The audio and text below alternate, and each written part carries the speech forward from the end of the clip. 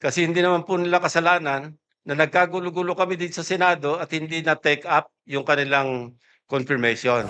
The law is the law. Kasi maliwanag po yung sinasabi naming batas. Wala po tayong personalan dito. Wala nga silang kasalanan, but somebody is at fault here. And then we have now a problem with the law. Good morning, Lieutenant General Peralta. Tama po ba na ang birthday ninyo is May 14, 1970, Yes, sir. which was last month? Yes, sir. Meaning to say you already reached the age of 56 and you were bypassed upon seeing the adjournment of Congress on June 3. Is that correct? Yes. Me. Yes, sir. As a matter of fact, this circumstance also applies to the rest of your colleagues, namely Vice Admiral Alan M. Javier, whose birthday is May 16, 1970. Major General Isagani Criste, birth date is April 21, 1970. Brigadier General Naisforo Diaz, birth date May 5, 1970. And Brigadier General Rus Mawate Remo, April 24, 1970. Meaning to say the five of you, General, already reached the age of 56. And everyone was bypassed upon the scene of the adjournment of Congress last June 3, 2026. That is a fact, sir. And are you aware of Republic Act 11939? Yes, sir. Republic Act 11939 amended Republic Act 11709. You're familiar with that?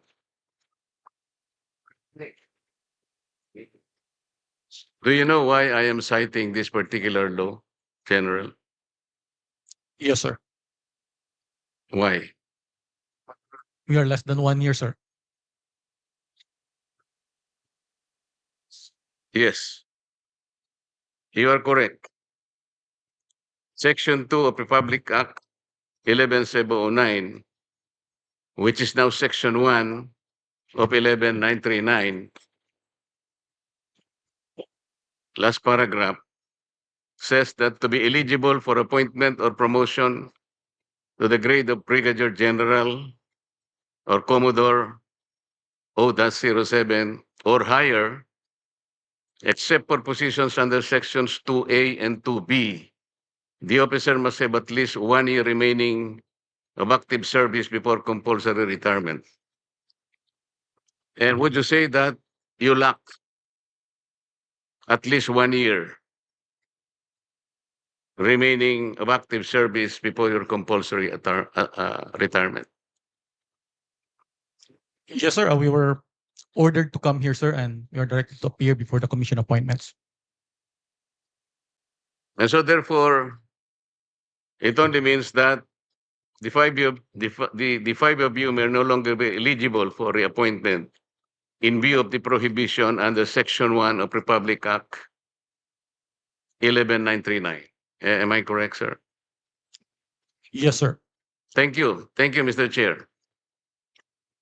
Thank you, Honorable Marcos. Honorable Senator Ping Lacson is recognized. Yes, Mr. Chairman, just for clarity, I believe and I was told by the Secretary of the Commission on Appointments that the ad interim appointments of this fine gentleman and lady is a mere resubmission of their previous ad interim appointments given before the resumption, the May 25, 2026 resumption of the first regular session. And since this is a special session, it is a continuation of the first regular session. Therefore, hindi pa po sila pasok do sa 1 year ban. Kasi hindi naman po nila kasalanan na nagkagulo-gulo kami dito sa Senado at hindi na-take up yung kanilang confirmation. So with that manifestation, Mr. Chairman, I move that we recommend to the plenary the confirmation of the aforestated or aforementioned gentleman and lady in plenary. I so move, Mr. Chairman. There's, yes, Honorable Rizon Taveros. Second the motion, Mr. Chair. Any objection to the motion duly seconded? Mr. Chair, Yes, Honorable Albano is recognized. Mr. Chair, Your Honors, on the part of the minority, we place on record our full support for the confirmation of the 5 generals and flag officers of the armed forces of the Philippines, whose appointments are now under consideration. These officers have rendered long and distinguished service to the nation. As such, the minority supports the favorable confirmation of their appointments and commends their dedication and sacrifices in their service to the Filipino people. Mr. Chair, as the acting minority floor leader on behalf of the minority and the Filipino people, we interpose no objection to their confirmation. Thank you, Mr. Chair. Thank you, Honorable Albano. Honorable Bongo is recognized.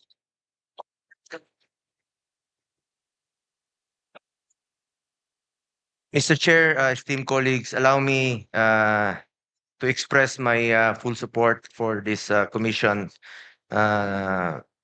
As this commission gives its consent to the well-deserved appointments of the senior officers of the armed forces of the Philippines. These officers have demonstrated professionalism. Opo, sir. Ano lang, support lang po, manifestation lang po. These officers have demonstrated professionalism, dedication, and unwavering commitment to their duties in safeguarding our nation's sovereignty, protecting our people, and upholding the Constitution. Wala na po akong katanungan sa kanila. And in fact, itong dalawa, no, si Vice Admiral Alan Madrid Javier, Lieutenant General Edmundo Peralta are mga tanglaw diwa, class of 92. Their years of service, leadership, and sacrifice reflect the highest ideals of military service and have earned them the trust and confidence of their fellow servicemen.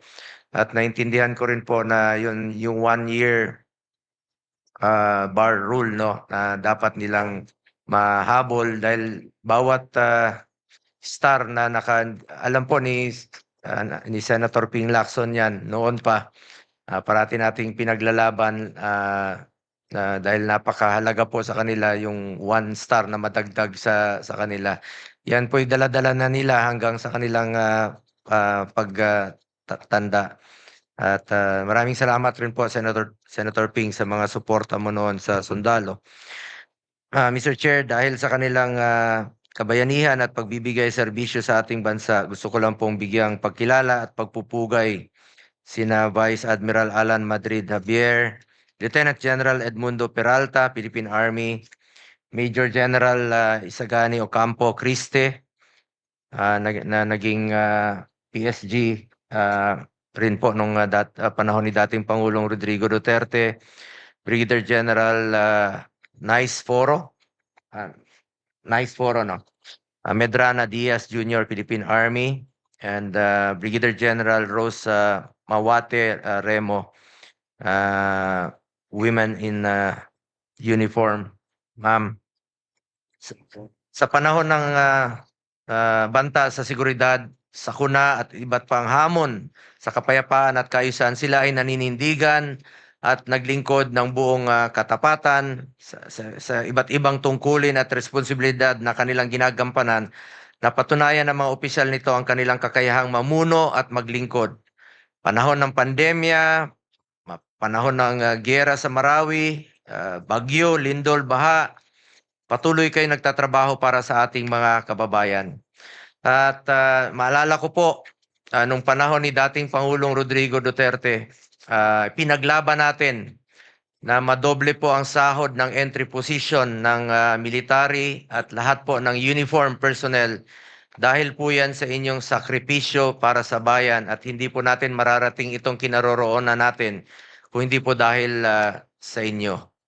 As our first line of defense, your continued courage and commitment are vital to defending our country's honor, rights, and future.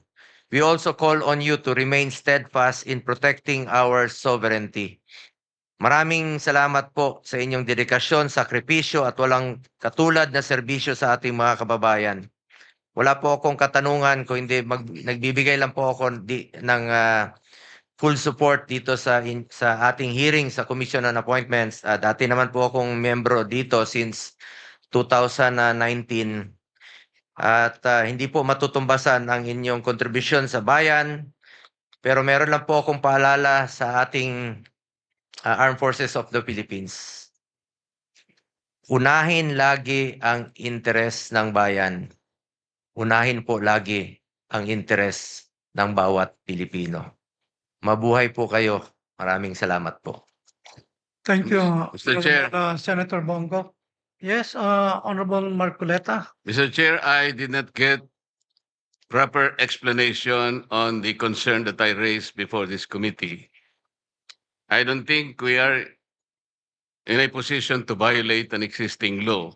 What I heard is an assumption that was passed on to the secretary of this commission. Somebody presumed that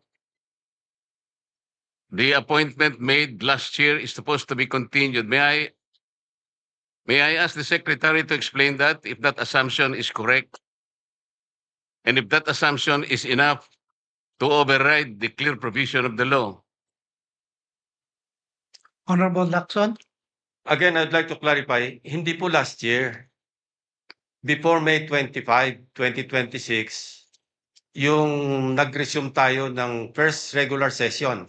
Kasi nag-break tayo. Bago tayo mag-resume, they were given ad interim appointments by the President. So yun po yung ina-apply natin because a special session that we are having today is a continuation of the first regular session, Mr. Chairman. So yung birthday nila fell after. Kailan ang birthday mo, General? May 14. So yung ad interim appointments were given before May 14, I suppose. So you confirm that. So hindi ka covered ng 1-year ban. That's the clarification that I manifested earlier, Mr. Chairman. How about the others? Covered sila ng hindi sila covered ng 1-year ban when they were given their ad interim appointments Before their before birthday, May 25, di ba? Kasi kung after May 25, resumption, nomination, at saka hindi na kayo mag-apply. But since you were given your ad interim appointments, since Congress was in recess at that time, having resumed on May 25, hindi po kayo mako-cover ng 1-year ban. That's my point. So I hope I satisfy the query posited by the Honorable Marcoleta. Thank you, Mr. Chairman. Well, Mr. Chair, that is an assumption. Somebody should explain from this committee if that assumption is correct. Because the law is the law. They have just reached their age of 56. And they were bypassed. That is a fact. We cannot change that fact, Mr. Chair. That is the only point that I'm trying to raise here.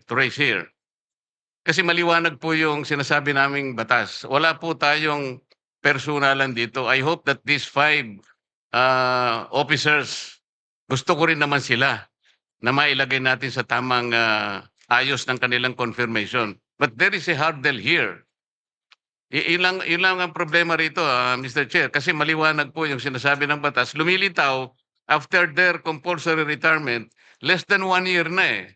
As a matter of fact, they were unable to submit the documents for confirmation only, siguro, hindi ko po alam, but only the secretary can testify when exactly were they able to complete the documents for confirmation. Ang may kasalanan po talaga, yung June 3 kasi, nag-adjourn, pagkatapos, sana man lang, before adjournment, sinabi natin, nag-schedule tayo, na i-confirm natin sila. Wala nga silang kasalanan, but somebody is at fault here. And then we have now a problem with the law. We can just simply say na we assume that they are not covered by 1-year ban. No. The law is very clear, Mr. Chair. Salamat po. Chair would, okay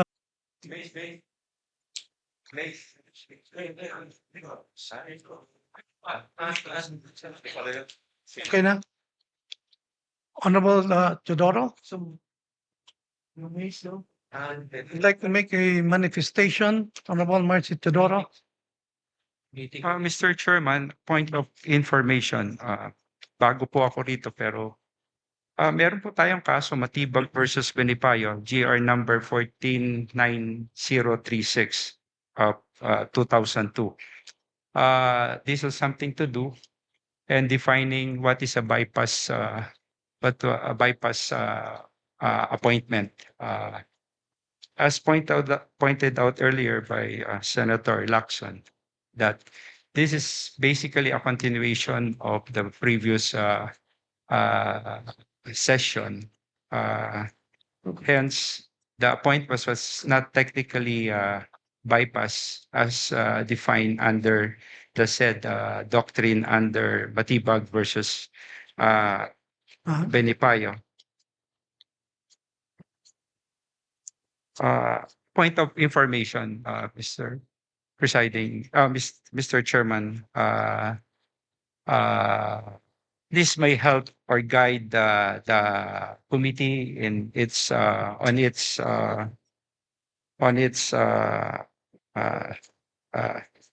decision.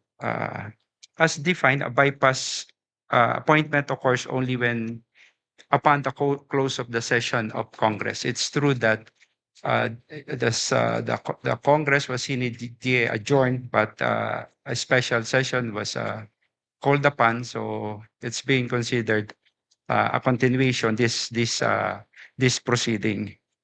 So if June 17 of this year is considered a continuation of the same congressional session, and this is not a new session, that event triggers the bypass, but not yet occurred. Therefore, the appointment remain pending and subject to the CA action. This is my humble observation and opinion on the matter, Mr. Chair, that the appointments remain pending and subject to CA action. Thank you, Honorable Teodoro. Yes, Honorable Marcoleta. Mr. Chair, I think we should clearly clarify that this plenary session is not a continuation of the last session. This plenary session is not a continuation of the last session, simply because this is a clearly separate proceeding, given that Congress adjourned sine die on June 3. This is very clear. We should not explain it any further. And Matibag versus Benipayo was quoted, Mr. Chair. In this case, Mr. Chair, an ad interim appointment can be terminated for two causes specified in the Constitution. Article 7, Section 16, Paragraph 2. Ang sabi doon, the first cause is the disapproval of his ad interim appointment by the CA. The second one is the adjournment of Congress without the CA acting on his appointment. Ito yung Matibag versus Benipayo. Mr. Chair, may I manifest that I have nothing against the 5 officers subject of today's confirmation. I think we have to thank them for their gallantry and service to our nation. I'm just trying to make a point here. But I am not objecting because we need to know and we need to articulate what is the law. That must be the concern of this proceeding, Mr. Chair. Sana wala na yung assumption kasi na sinasabi pa nila kanina that there is a continuation. This is not. Alam natin lahat yun eh. Because we're misleading our members for doing that, Mr. Chair. Ang importante na lang dito, kung wala namang mag-object sa kanila, I'm just pointing it for the record that there is a law that must be respected in connection with this, Mr. Chair. Thank you. Thank you, Honorable Marcoleta. Considering that earlier there was a motion of Yes, Honorable, go ahead, Mr. Chairman. I was just going to yes. manifest Considering that this is the manifestations of the gentlemen are actually debatable because the Commission on Appointments is a different in constitutional body than Congress itself kung tutuusin. Debatable yun. Kaya talagang pwedeng continuation. Only for that matter, Mr. Chairman. Go ahead. Yes, majority floor. Thank you, Honorable Soto. Yes, Mr. Chair. Since there's no objection and there was a previous motion, so I move to act on the previous motion. Considering that there's no objection, the previous motion of Honorable Lacson is hereby approved. Majority Floor Leader.